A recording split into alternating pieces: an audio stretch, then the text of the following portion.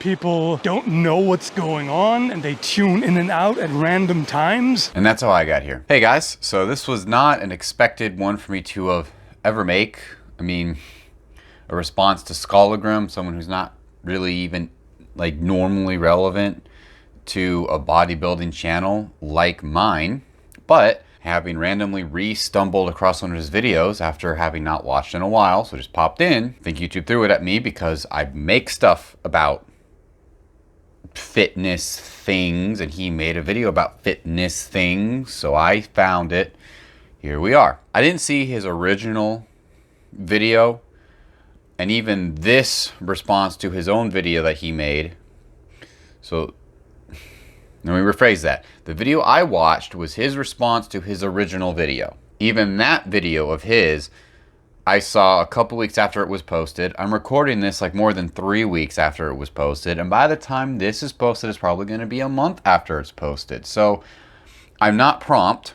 Also, because he has a lot more subscribers than I do, there is no expectation that he will ever see this video. So this video is not for him. However, it is for people that might identify with his situation. Let me go into a little bit what I mean by that. When it comes to people, at least as I see it, everyone likes to categorize, there's only two types of people, but as I see it, there's two types of people when it comes to struggling with like fitness related things. As Skallagrim mentioned, it was trying to get into a healthier shape. There are those that are struggling to figure out what to do and to get things done and achieve their goals because they just don't know what they need to do. So therefore, if you don't know what to do, how are you going to do it? Then there are those, and this is the category that Skallagrim and probably many others fit into. And that is, you know what to do, maybe not an exhaustive encyclopedic knowledge, but you know the basics of what you need to do, but you are struggling to do them. That is exactly what Skallagrim describes in his video. So this is responses for those that are able to recognize and identify with his situation, and first give you some hope that you are okay. There's nothing wrong with you, and try to maybe point you in a direction to enable you to begin looking somewhere to help get you going in practical ways, because you might have the knowledge, but practical ways of how to begin moving are what you need. You're not, as opposed to being completely ignorant about what to do from the beginning, which is a separate category of people. This video is not for those people. So before I get into the whole response, I do want to point out some examples of how he understands what he needs to do. And actually, not only does he understand, I mean, there are a few things that I disagree with for his current understanding of what he considers is or is not good. I might touch on those. But some of his examples for how you can start small. You know, like start out with something as simple as skipping soda if you drink a lot, or switching to sugar-free, or, you know, increasing your vegetable intake, or things like that, or starting to walk regularly. You know, like start just with like 15 minutes and then increase it more and more, that sort of thing, right? Those are literally some of the exact recommendations I give to people that I want them to try to start with something that even I do. When I'm needing to reduce my calories, one of the first things I go after is liquid calories, including if it means artificial sweeteners and something like soda. Those are solid tips that I agree with, that I would happily give to someone. So he has the info, he has the knowledge enough to do. The problem is the doing. So that's what this is for.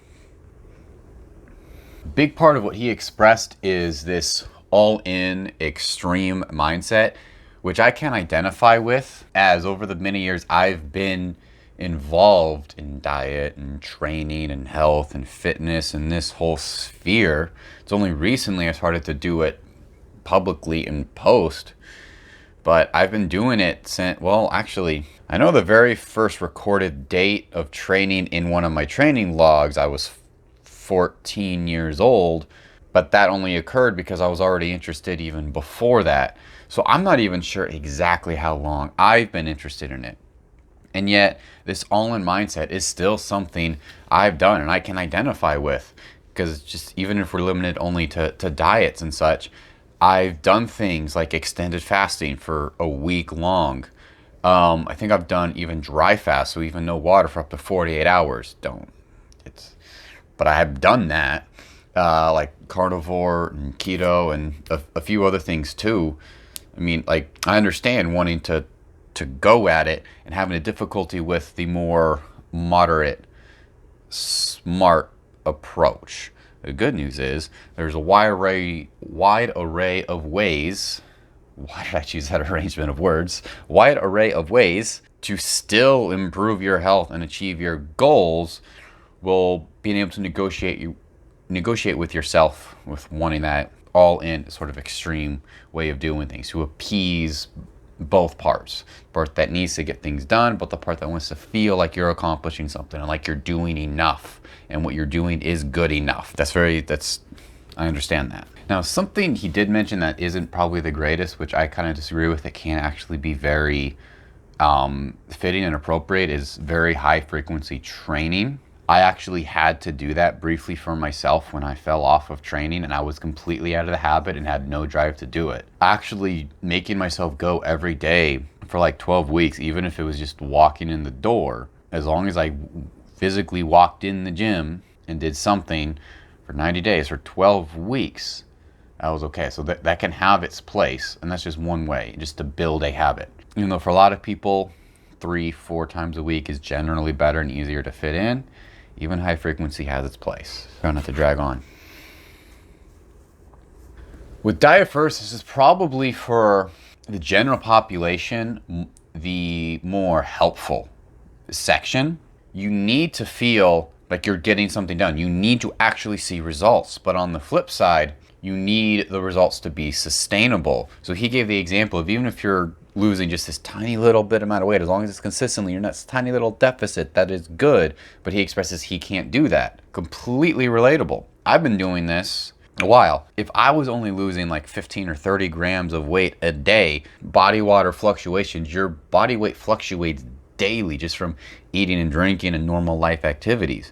So if I lost weight at such a low rate, it would take me months to notice an average trend downwards in loss, and I wouldn't be able to stick to it.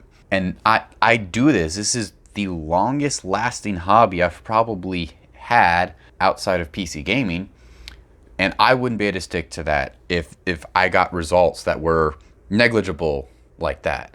So it is completely understandable to want to be able to see results, but also make them sustainable so you don't crash diet, see a bunch of results from going down quickly, have it be too fast, it's not enough food, which he expressed even for purposes of dieting, he was under eating, like child levels of calories almost.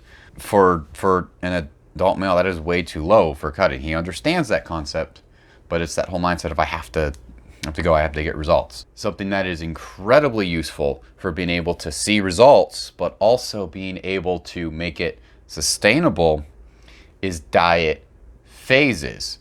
During the actual dieting phase, you go at a rate of loss that is perceivable week to week, generally between 0.5% and 1% of your body weight per week, a deficit that is enough to see. So, I mean, okay, I'm under 200 pounds right now, but earlier this year I was over 200 pounds. So we'll say average of 200 pounds. So that means that for me, 1 pound to 2 pounds of loss a week for someone my size is reasonable. You can see that week to week. You may measure yourself a few times during the week, the scale goes up and down, but week to week you are able to see a trend. It's fast enough to see a trend, but not so fast your body panics and drives your energy down and you feel absurdly hungry and your energy goes down to the point where you barely want to move. So it's in a very healthy and reasonable middle ground between not being able to see it, but your body effectively panics. And how the phase works is you diet for a certain period of time. It can be 6 weeks, 8 weeks, 12 weeks. For me, I'm not fond of pushing it past 8 weeks. And then you would go at maintenance. Eat intentionally an amount of calories that does not have you lose weight for a similar period of time. It can be a little bit less or a little bit more. To keep it super simple, that diet break where you are maintaining weight, not binging and going back up, but where you're just holding, to keep it super simple, just make it the exact same amount of time you were dieting. So like in my case, I do not like I have a very big appetite. I do not like not eating. So 8 weeks is about as long as I've learned I really like to push it. So that means if you want to follow similar 8 weeks of dieting, you could do 0.5% up to 1% of your body weight per week. So for me, 1 to 2 pounds per week for 8 weeks.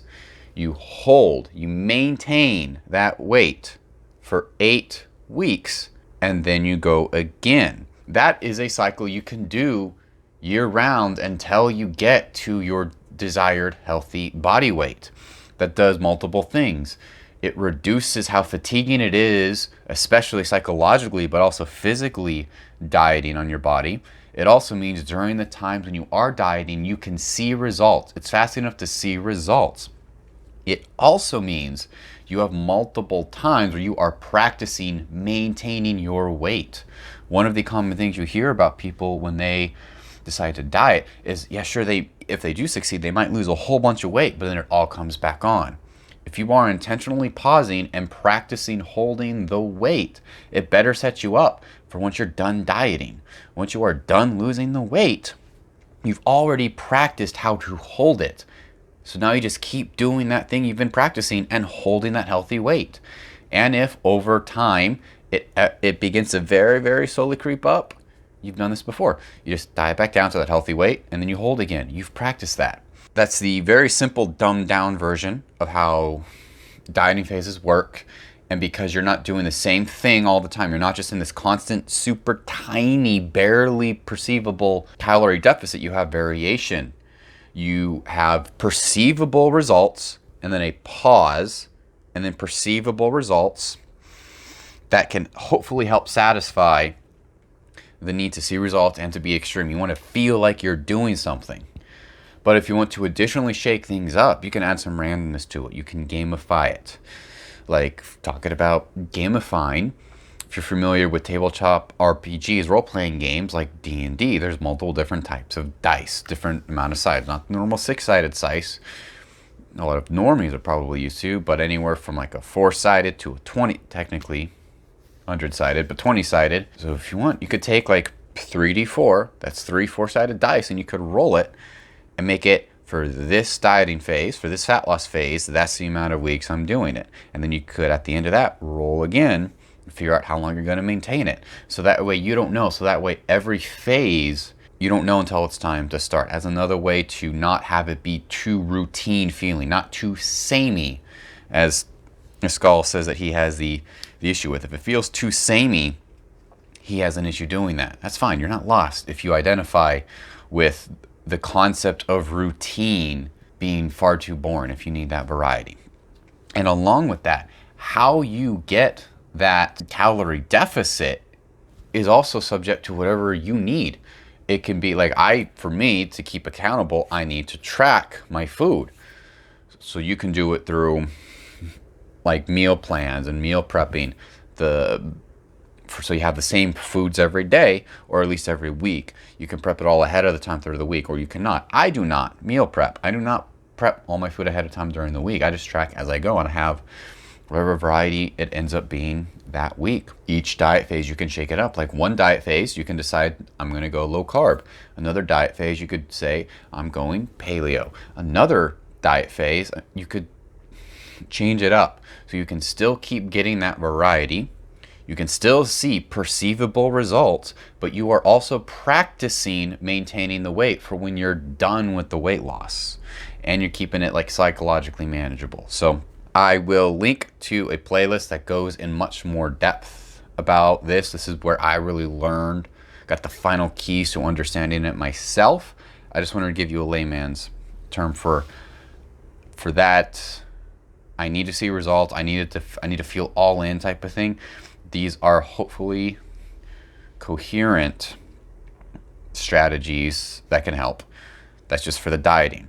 when it comes to actual training, that can also be managed in a way to not have it feel too samey, too routine-y, give you the sufficient variety that you need. Admittedly, this is easier if you either have the experience to be able to program for yourself intelligently or have a coach to work with you who can make sure you have lots of high exercise variety and changing up how your split works throughout the week. But to keep it simple for you, you can start with what is called an asynchronous split, where you're not lifting on the same days every week. So instead of you lift every Monday, Wednesday, and Friday, or something where it's the same every week, you could do it where you train every 48 or 72 hours. So 1 week, you might lift Monday, Wednesday, Friday. The next week, it's Sunday, Tuesday, Thursday. So already, it's a little bit of variation every week. Then you could also have an amount of different workouts that don't perfectly align. So you're constantly hitting different exercises, different body parts, and different workouts each day of each week. So when I follow Paris Butler, Bald Omni-Man, the personal routine he actually does is very much like this. He trains every 48 to 72 hours, and he cycles between 5 different whole body workouts. So actually, I can demonstrate this because I have upgraded. I do not have to steal my daughter's whiteboard anymore. Okay, here we go. I think I did this right. So, a little crude, but hopefully it works. So what we have here is if it's 5 workouts, got A, B, C, D, and E, and of course this is the week. This is 7 weeks. So if, like in Bald Omni-Man Paris's program, where you have 5 workouts, but if you did them exactly every other day, then in first week, I mean, you would train 4 days that week and 3 days the next week. But in this entire 7 weeks, you are not hitting the same workout on the same day. So like here, you start on your first one Sunday, you do workout A. In this whole 7 weeks, you're not hitting workout A on a Sunday again. And I didn't actually finish to see how long it would take before you hit A on a Sunday, but I kind of briefly did. I don't think on weeks 8 or 9 you would hit A on a Sunday again. So it might be like nearly 3 months or so.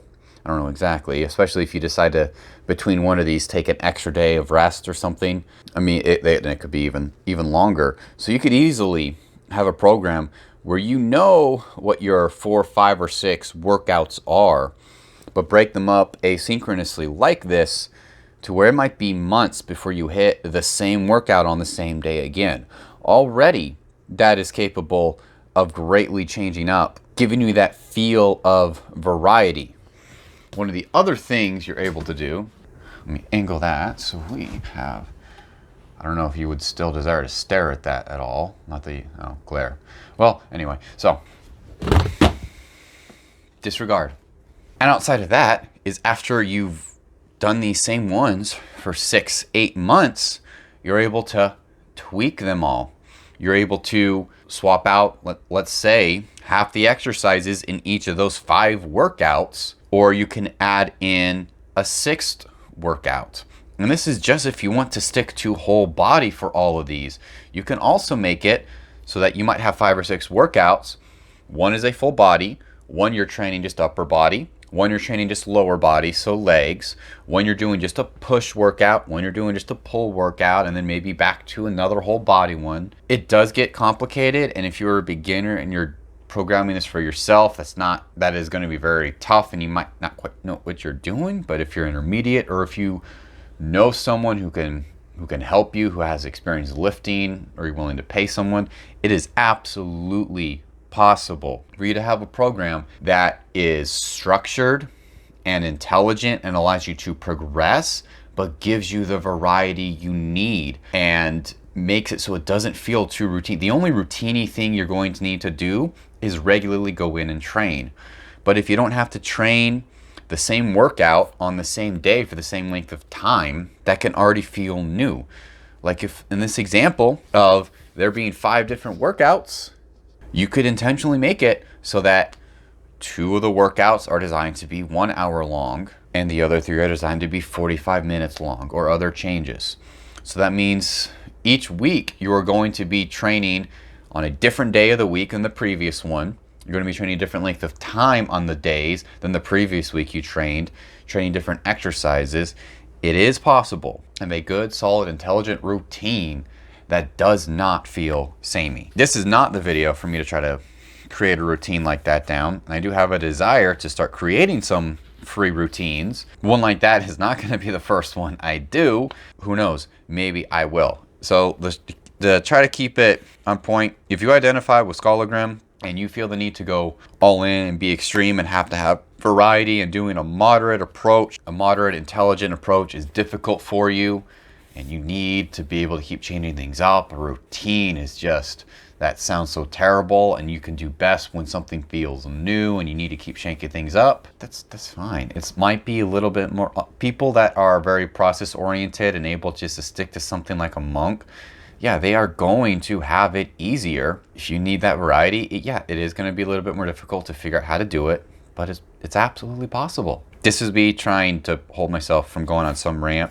First time I tried to take this video, fortunately for your sake, the audio on the second half of like the 45 plus minute raw video didn't work, so I decided to reshoot the whole thing and be more succinct. Hopefully that works. And if you do see this and you have questions and have things you would like me to expand on to give better examples, or even if the concept of me writing like maybe a beginner's program that is asynchronous like that, to where it might be 3 months before you hit the same workout on the same day.